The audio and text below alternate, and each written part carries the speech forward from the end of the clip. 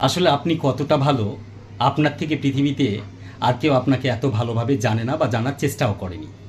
তাই কে কি বলল, কে কি না বলল, কে কতটা প্রশংসা করলো, কে কতটা আপনার নামে সমালোচনা বা কটু কথা বলল, তাতে ভেঙে পড়ার কোনো কারণ নেই। আপনাদের এই প্রসঙ্গে একটা ছোট্ট গল্প শোনাই। একবার একটা সাদা শার্ট পরে একজন মানুষ রাস্তার ধারে দাঁড়িয়ে ছিল। কিছুক্ষণ পরে একজন লাল চশমা পরিহিত মানুষ আসলো এবং তাকে বলল, দাদা আপনাকে লাল শার্ট পরে দারুণ লাগছে।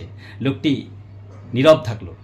তার কিছুক্ষণের পরেই আবার হলুদ চশমা পরে একজন মানুষ আসলো এবং বলল, দাদা আপনাকে হলুদ শার্ট পরে দারুণ লাগছে।